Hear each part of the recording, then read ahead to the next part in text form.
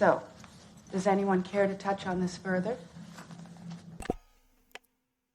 I'm Jerry. I left MAGA, and I'm here to spill all the tea.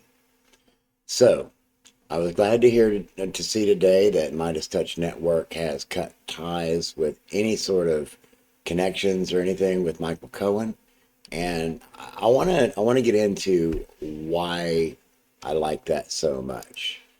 So first off, let's start. This is a Fox News article. Links are going to be in the description for everything, so I'm not going to get into the articles. But Michael Cohen is trying to say that he was pressured and coerced into an anti-Trump testimony. I'm not going to read the article. I don't really like Fox News. But in the law.com link that's in the description, there's this article. You have to log in to get to the archived content. But Donald Trump's personal lawyer was disbarred by the New York State in 2019. In the Mother Jones article that's linked below, Michael Cohen fixed Jerry Falwell Jr.'s problem. Then the evangelical leader went to bat for Donald Trump. You can see up there in the corner, this is the date line on this is May 8th, 2019. It's crazy how things can get past you without you catching on to them. But just in this first paragraph, like I said, you can read the whole article through the link below. Donald Trump's one-time lawyer and fixer helped line up a crucial endorsement for his boss on the eve of the Iowa caucus in 2016, securing the support of prominent evangelical Jerry Falwell. According to Reuters, Falwell's endorsement came months after Cohen had done him a very big solid. Cohen helped Falwell and his wife prevent racy personal photos from becoming public. We're going to move into that. You can read more about the article. There's some Ted Cruz stuff down there. I'm not here for that. So let's see. Let me first switch over to this other video. I want to go back to Jerry Falwell Sr. real quick for this couple of minutes on this video, and then we'll go back over to Jerry Falwell Jr. because the apple doesn't fall far from the tree. All right, just saying. Anyway, let's go ahead and check this out. None among the current field of Republican candidates has excited the conservative Christian base of the party. Falwell even told me the 2008 Republican presidential nominee could meet quite a different standard than usual. You basically said that for you in this next election, correct me if I'm wrong, security. It's security rather than the social issues that you care so deeply about. We'd love to get in one package a man, a woman who's strong on security and right on the social issues. We got to find the person closest to where we are. I believe those prayers keep them coming. He dismissed Democrats like Senators Clinton and Obama. It's like the story of Chelsea Clinton interviewing some Marines returning from Iraq, and she asked one of them the question, what do you fear most? And he, after a thought, said, Osama, Obama, and your mama. Well, I'm not saying that really happened, but that's how I feel. That's how you feel? That's right. So, Jerry Falwell Sr. was a fairly despicable individual, although he was one of those individuals that was highly revered in the charismatic evangelical movement, the moral majority and a bunch of that. So I'm going to jump to 2015. We're going back to Jerry Falwell Jr. and he defends his statements about Muslims and gun control. Pushback from thousands of people across the country based on his statement referring to Muslims. Jerry Falwell Jr. is speaking out today to set the record straight. Yeah, people opposing his statement from last week's convocation at Liberty include Governor Terry McAuliffe and presidential candidate Hillary Clinton. WSOS 10's Rob Manch spoke with Falwell today and has the details for us tonight. When I met with Jerry Falwell Jr. today, he spoke candidly about his remarks last week, saying he doesn't regret anything he said about Muslims or about his opposition to the president's push for more gun control. I've always thought if more good people had concealed carry permits, then we could end those Muslims before they walk in and kill us. Jerry Falwell Jr.'s statements urging increased gun ownership have reignited a debate throughout the country on gun control, but it also brought criticism, saying he may have been marginalizing a religion in the process. I asked him Tuesday to clarify his meaning. Why the word Muslim instead of the word perhaps terrorist? I could have, terrorist would have been a good word to use too. I just was referring to those particular people, and they were motivated by their religion, and so it was a relevant term for that particular event. Referring to the terrorists in San Bernardino that murdered. All right, so I'm just going to leave it there at the moment. You can, again, the link will be below. But just for reference, the Heritage Foundation is directly linked to Liberty University. The Heritage Foundation is who gave the world Project 2025. If you want more of a personal inside view of experiences of individuals that attended Liberty, that's available out there. I recommend Monty Mater. She's well spoken and she knows her business, and she knows her Bible pretty much like I do, because we were forced to read through it all the dadgum time. We're required to study it. Up next, I want to present to you Jerry Falwell Jr., Evangelicals Forgive Trump. And I'm jumping into after Stormy Daniels spoke. In this clip, the full clip, the link will be in the description below. And let's hear what Jerry Falwell Jr. has to say on this case. Up front now, Jerry Falwell Jr. He's the president of Liberty University, the largest Christian university in the world, and has been a long and staunch Trump supporter. Jerry, good to have you with me. Glad to have you back. You know, Stormy Daniels, obviously doing an interview now, she confirmed this alleged affair to In Touch magazine all the way back in 2011, in which she spoke in great detail, including details about members of the president's inner circle, that it would be hard to imagine anyone knowing. And then she recanted that completely in 2011. She denied it happened. She denied it again 2016, 2018. So did the president, and I believe both of them. Okay, she just to be clear, at the time she took a polygraph test, and she passed it. Mm-hmm. Okay. So I don't know how accurate polygraph tests are, but I know she denied it happened 3 times in 3 different years. So did the president, and I think what the press misunderstands about evangelicals so often is that our whole faith is based. Now, I'm not a pastor. I'm an attorney. I was a commercial real estate developer before I became a college president. Right.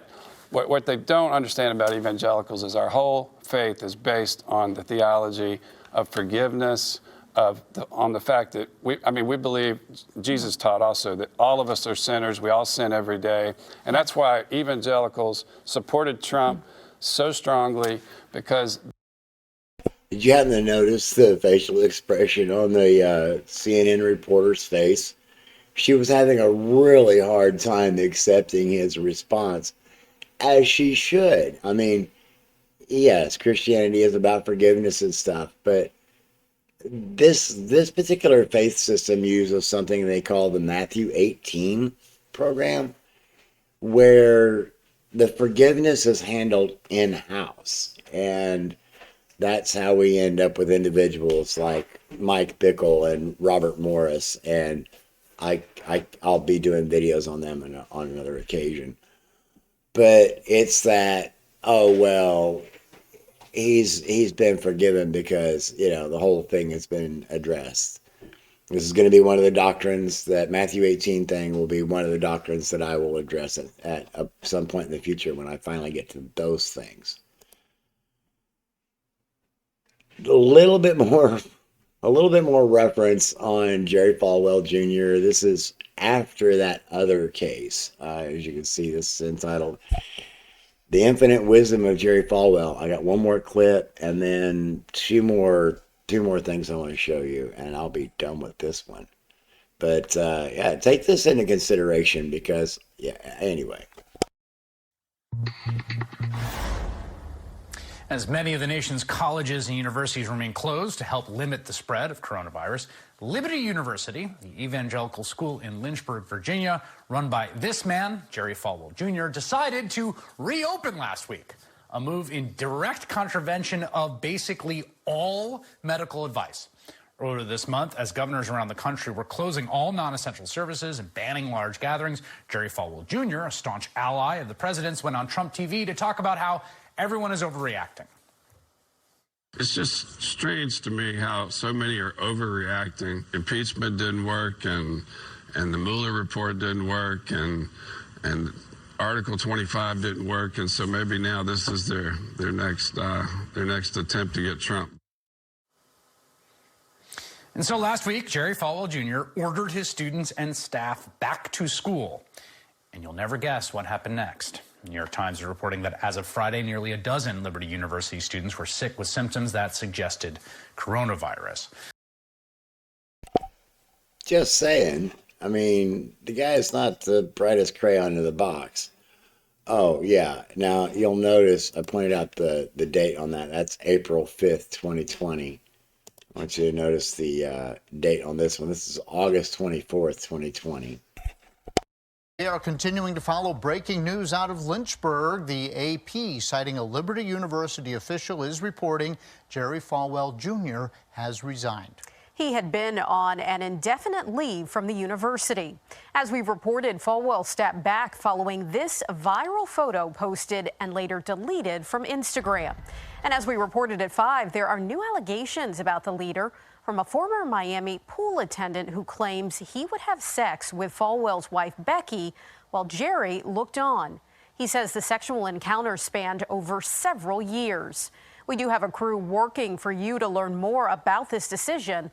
Look for this story tonight on 10 News at 11. And all right, moving right along.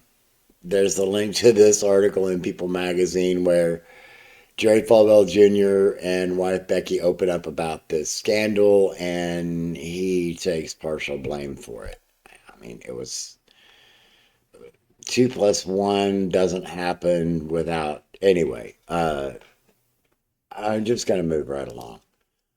The last thing that's linked in the show notes below, in the description below, is a link to this text for this hearing with Michael Cohen. This is my circle back. Hearing with Michael Cohen, former attorney to President Donald Trump. And this is dated February 27th, 2019. But there was something that I had forgotten about and then stumbled back across, a prompt. So let's see, let's go Control F. So we want to find Roger Stone because he's in here. And yeah, look at that. There he is. The very first entry, there's 14 of them in here. But I want to point this particular thing out because it's kind of important in my opinion, or kind of pertinent in my opinion. Today, we will also hear Mr. Cohen's account of a meeting in 2016 in Donald Trump's office, during which Roger Stone said over speakerphone that he had just spoken with Julian Assange, who said there would be, quote, or a, quote, massive dump of emails that would damage Hillary Clinton's campaign, end quote. According to Cohen, Mr. Trump's replied, wouldn't that be great, end of quote. So I'm just going to let that rest right there. All the links are down below. No, I can't leave that just sitting right there because Roger Stone and Donald Trump shared the same mentor, Roy Cohn. That's why I was surprised when I got, let's see, what was the book? One Nation Under Blackmail by Whitney Webb. It's volume 1 and volume 2, and I'm opening up volume 1, and I get to the preface, and the publisher's statement, and at the very top of the list is this quote from Donald Trump. Where's my Roy Cohn? And boy, howdy, yeah. There's a documentary out there entitled "Where's My Roy Cohn?" If you haven't seen it, I recommend it. That's where I learned about Roy Cohn being Roger Stone's mentor. Back to Julian Assange, you'll remember that during the first Trump administration, Bill Barr was the intelligence director. What was his position? I forget his exact position. But anyway, he was wanting to use the CIA to do an insertion into a foreign embassy in a foreign land to extract Julian Assange to try him with capital punishment crimes. It's wild. That's a whole nother story to unpack for another video. But anyway, until then, I hope that you take care of yourselves, take care of each other, get plenty of rest, and get plenty of fluids. Until the next video.